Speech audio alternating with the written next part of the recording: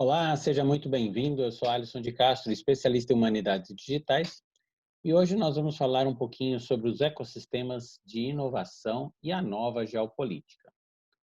Então, vamos compartilhar aqui a nossa tela. Todos bem?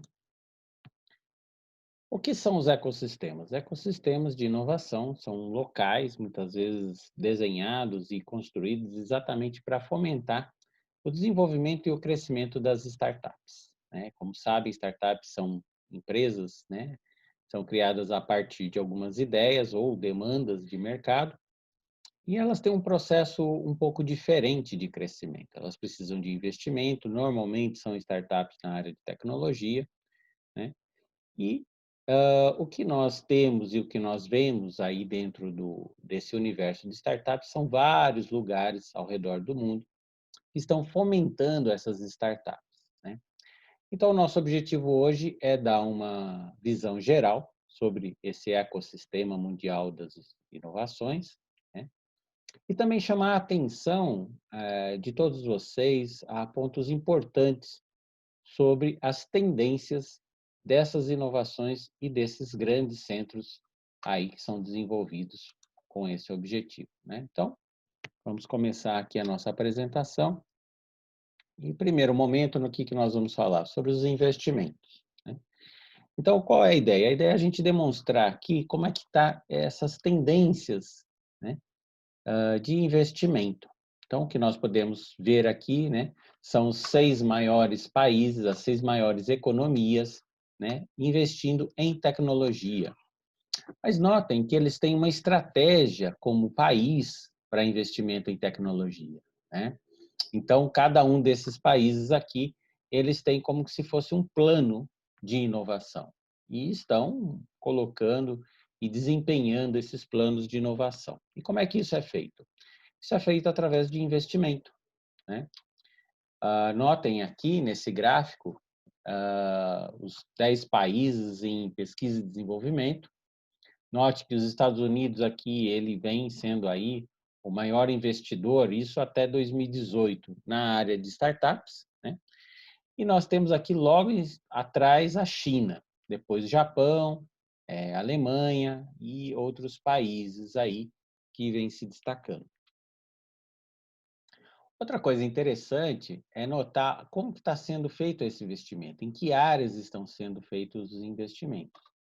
Então, note que temos aqui 3 ou 4 grandes áreas, né?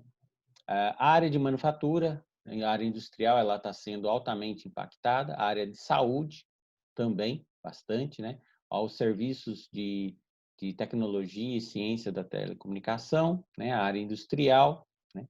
A área química, né? A área aeroespacial e outros segmentos, né? Então, a gente percebe que está tendo aí um movimento, né, de investimento em startups de uma forma geral e ampla. Isso é muito interessante. Ah, como dizem, né, follow the money, vamos ver onde que está o dinheiro. E como é que funciona isso daqui em relação aos países, né, e os investimentos por setor, né? Então, o que que nós temos aqui? Nós também temos aqui Israel, né, sendo um grande celeiro aí de startups, tá? E esse é o score, né, dos investimentos. Uma coisa que a gente pode notar, por exemplo, alguns países são mais fortes em alguns segmentos, né, como manufatura, por exemplo, marketing, né, a área tecnológica, industrial, né. Mas assim, de uma forma geral, vocês percebem aqui que os Estados Unidos ele tem despontado, como já é de conhecimento de todos. Agora, o que é de nota também são esses outros países que vêm seguindo aqui. Então, de fato, nós podemos notar que os 4 países aí que realmente têm encabeçado esse desenvolvimento é Estados Unidos, Alemanha, Israel e China, né? São os polos aí de inovação no mundo. Então, vamos falar um pouquinho aqui sobre a América do Norte, né? Então, existem algumas aceleradoras, nesse caso aqui é a 500 Startups. A 500, como o nome diz, ela tem 500 startups, né? É um prédio que fica em São Francisco, Califórnia, e eles aceleram por ciclo ali de um ano e meio, 500 startups, né? Então, você imagina que é uma máquina de fazer startup e investimento atrás disso, né? A Y Combinator também é um dos maiores celeiros aí de startups, também bem reconhecido, tem algumas parcerias aqui no Brasil também. A Techstars é uma aceleradora já voltada na área da saúde também, né? O Canadá se tem despontado também com um celeiro de inovação, fica atrás aí dos Estados Unidos, junto com os Estados Unidos, nesse desenvolvimento. Agora, eles, na verdade, eles têm aí uma premissa um pouco distinta dos outros segmentos de aceleradoras, né? O Canadá, ele tem, por assim dizer, uma pegada diferente, né? Ela é uma pegada, assim, em grande parte mais ecologicamente responsável, vamos colocar assim, né? Então, socialmente responsável, tem uma linha um pouco diferenciada, né? E dentro desses ecossistemas, nós temos algumas universidades, né, não no termo estrito, mas são universidades um pouco diferentes aí, que falam sobre empreendedorismo e inovação. A Draper University, né, ela foi criada exatamente para fomentar os empreendedores, né, como heróis.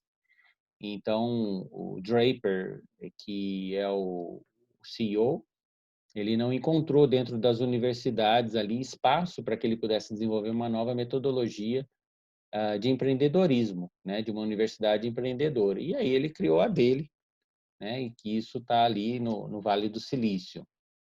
Uma outra também iniciativa de nota é a Singularity University, né, são projetos, ela fica no campo da NASA, ali no Vale do Silício também, e eles investem, né, em alguns projetos. Todos os alunos que fazem essa universidade aí ficam ali. Tem vários programas, né, programas de 2 semanas, 3 semanas, e eles são convidados aí a ter um projeto. Esse projeto, a ideia é que ele possa impactar pelo menos 1 bilhão de pessoas, né? Então, são projetos dessa envergadura, né? Então, essa daqui é a sala, vamos dizer assim, a sala de aula dentro da Singularity, né? Então, nós estávamos aí na nossa missão, nós fazemos aí todos os anos para o Vale do Silício, tendo uma aula com o pessoal da Singularity, né? E aí a gente conheceu algumas startups aqui interessantes. A 23andMe, né, que é uma startup que ela faz mapeamento genético. Então, você vai no site, solicita, faz o seu cadastro, solicita essa caixinha ela chega para você pelo correio, você tira ali a sua saliva, põe no potinho, devolve, depois de 2 semanas você já tem todo o seu mapeamento genético, né? Isso hoje por US$ 149, né? Então, você imagina que você tem todo o seu mapeamento genético.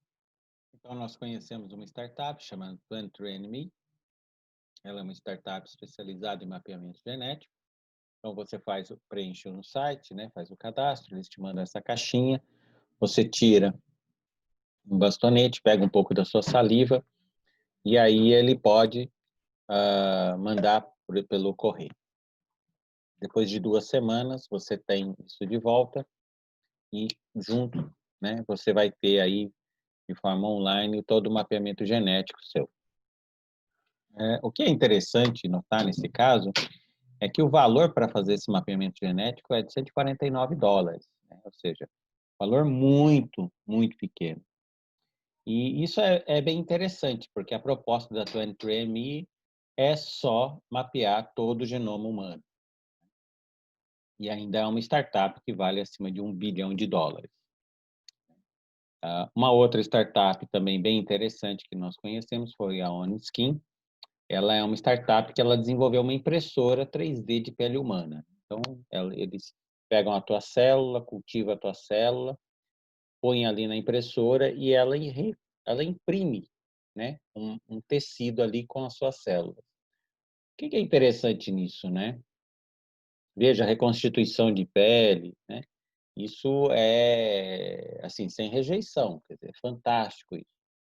Agora, o que aconteceu? O FDA americano, ele falou que ela não poderia mais operar, ela não poderia nem começar a operar, na verdade, porque não tinha lei né, não tinha legislação.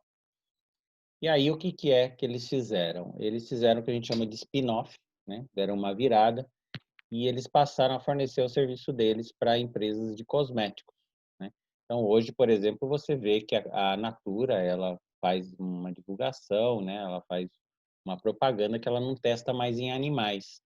É exatamente por isso, porque ela usa essa tecnologia para poder saber se os cosméticos deles têm a efetividade, né. Então você consegue testar, por exemplo, etnias diferentes num tempo recorde, né. Então você envelhece uma pele 40 anos em uma semana.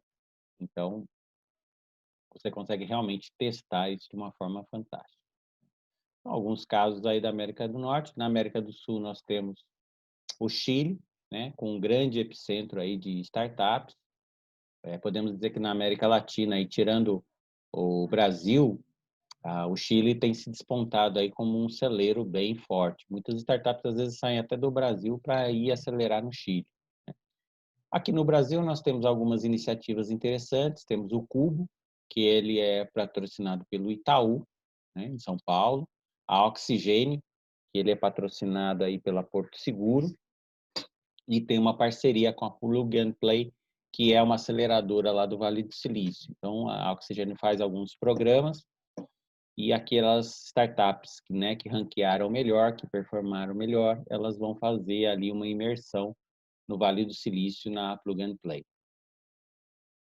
O campus São Paulo é da Google, né? Ele também hospeda algumas startups, faz uma seleção anual aí e dá toda a infraestrutura, né? Então, o ecossistema é isso, eles dão infraestrutura, ele vai dar internet, vai dar mesa, vai dar energia elétrica, né? Muitos vão dar acesso a investidores, você tem ali auditórios e muitos também ecossistemas têm laboratórios também, né?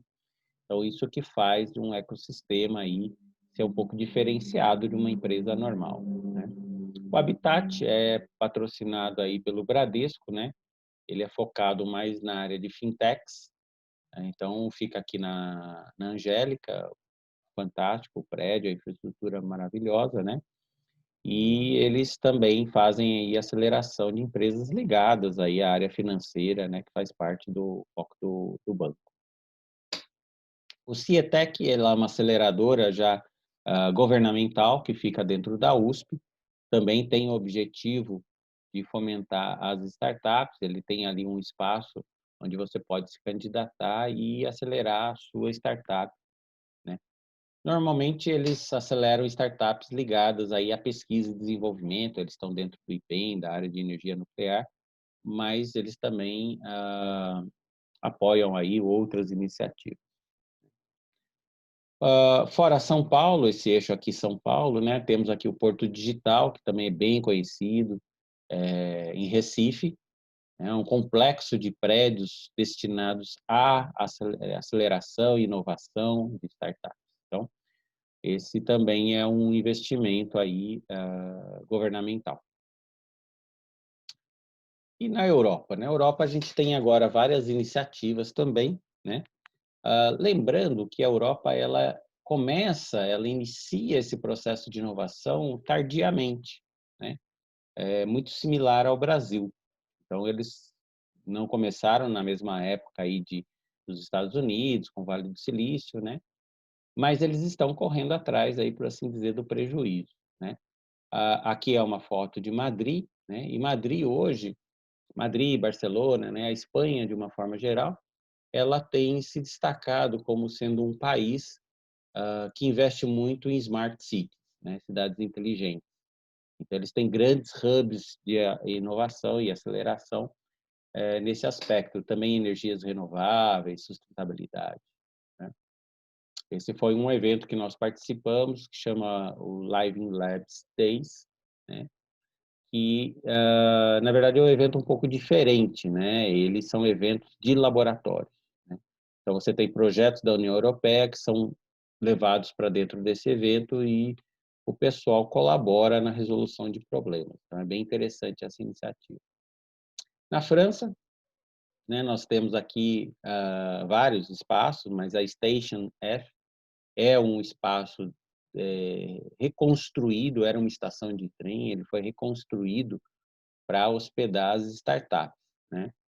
Então é mantido aí pelo Facebook e também junto com o governo, com apoio governamental. Então podemos citar aí como um espaço, um ecossistema fantástico aí, né, tendo muita infraestrutura boa para fazer esse desenvolvimento. Mas a França, ela tem uma característica interessante, e ela também tem fomentado em várias cidades distintas, né, não tem se concentrado muito em Paris, essa daqui é em Paris, mas eles têm uma política aí de, né, distribuir essas iniciativas, por várias cidades aí do país, né. Ali para o leste europeu, né, a gente tem a Estônia como um grande marco, né, a Estônia, ela é bem conhecida aí pelo governo eletrônico, aqui tem algumas startups ali, né, do hall da fama, e você vai perceber que são muitas startups ligadas a fintechs, né. Então, isso também é uma característica ali daquela região da Estônia, né. Aqui é o Biotech Campus, na Polônia, que teve um evento também, né, nós participamos desse evento lá. Isso aqui também é uma aceleradora muito interessante, todos os projetos ligados às ODSs, né, você não pode submeter nenhum projeto que não esteja ligado às ODSs. E por fim chegamos aqui à Ásia, né, e aqui com um pouquinho mais de atenção, a gente queria falar um pouco como é que foi esse crescimento, né, de inovação dentro da Ásia.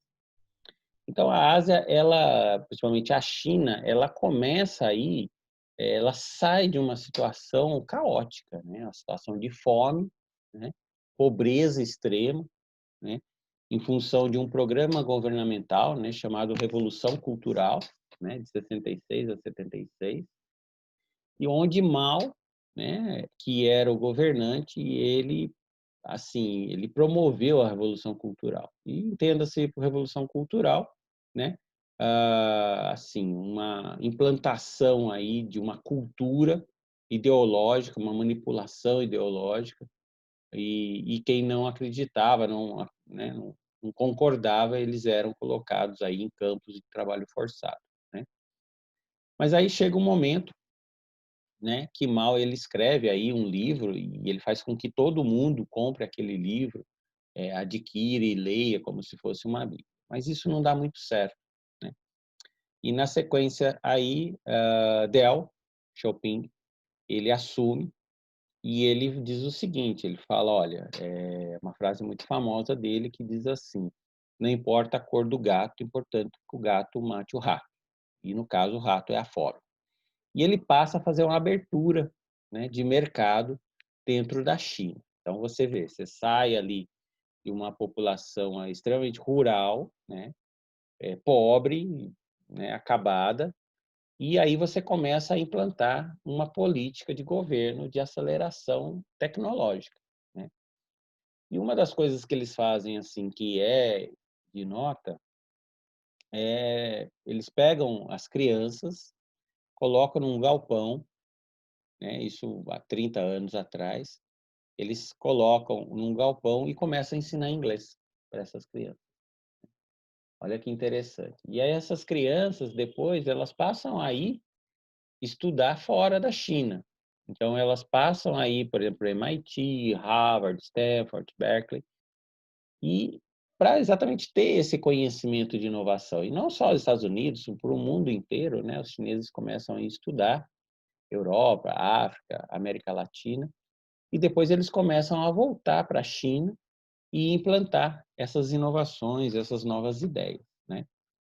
A única questão aí realmente, né, é que a China ela passa a ter um governo, ele não é um governo democrático, né, ele é um governo comunista, mas em função dessa abertura econômica que eles fizeram, eles dizem o seguinte, eles se autodenominam uma cultura, comunista à moda chinesa, né.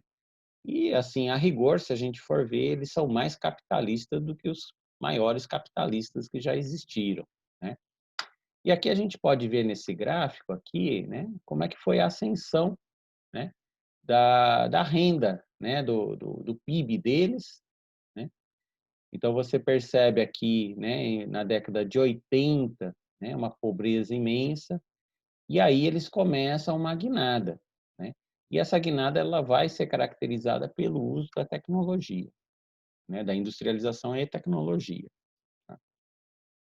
E aí hoje você passa a ter polos de inovação dentro da China, né? Então vocês têm aqui, por exemplo, Beijing, que é um dos maiores aí centros de inovação, né? Alguns outros aí, Hunan, né? Ultimamente aí, né, nos noticiários, mas os mais conhecidos, né? Xangai, Hangzhou, e Shenzhen, né? Shenzhen é o mais industrial deles ali, né? Então, essa região aqui da China é a região onde você tem mais ecossistemas de inovação, né? Você nota, então, que assim, tem, isso aqui a gente está falando de áreas muito grandes, né? Aqui eu trouxe para a gente ver um mapa sobre a robotização, né? A adoção de robôs, né? Na China. Então você imagina que 2016 aqui a gente tem quase aí 80, quase 90 mil. 2017 a gente sobe aqui para mais de 140 mil, quase dobrou, quase dobrou, né? Então você vê que uma automação em peso, né? E 2018 aqui, né, eles mantêm aí mais ou menos esse patamar de automação, né? Lembrando, né, que aqui ó, houve um crescimento aqui na automação robótica doméstica, né? Por que que eu mostro isso daqui? Porque essa daqui é a grande tendência, né? Uma das grandes tendências aí da inovação, que é a automação e robotização. Agora, olha que interessante, né? Nós estamos falando da China, que é um país que tem mão de obra barata e excedente, né? Então, como é que fica isso, né? É aquela discussão que todos sempre têm, né? Mas se você vai automatizar, você vai robotizar, você vai aumentar o desemprego, né? Mas como é que é isso na China, né? Como é que ficou essa questão, né? Aqui também a gente vê um plano, um projeto, né, de construção de infraestrutura offshore, ou seja, fora da China. Isso aqui são locais que a China está investindo em infraestrutura. O que significa isso? Criação de porto, investimento em indústria de óleo e gás, de energia, investimento em, em terra mesmo, compra de indústrias petroquímicas, né? Como, né, nós estávamos lá numa empresa assistindo uma apresentação e aí eles disseram, né, falaram o seguinte, que eles não precisam mais mandar generais, eles mandam businessmen, né? E tem um caso muito interessante aqui, né, como é que é feito esse processo né, de inovação e, vamos dizer assim, eles começam a inundar o mundo com as suas tecnologias, né? Note que, por exemplo, aqui, olha que interessante Nepal, a quantidade de investimento que eles fazem. Mianmar, né? Então, o que que aconteceu em Mianmar? Uma das coisas que aconteceram em Mianmar foi o seguinte, olha, a gente empresta dinheiro para vocês, a gente faz todo o empréstimo aí para vocês construírem um porto. Beleza, o governo de Mianmar ali topou, construiu lá o porto, fantástico. Só que aí chegou na hora de pagar esse empréstimo. E aí a China, né, requisitou aí o pagamento do empréstimo e Mianmar não tem dinheiro para isso. Aí ele falou: não, não tem problema não, vocês não precisam pagar em dinheiro, a gente faz o seguinte, a gente usa o porto de vocês, né? Então, o que que a gente quer mostrar com isso aqui? Isso daqui é a ascensão da China, né, para o resto do mundo, né?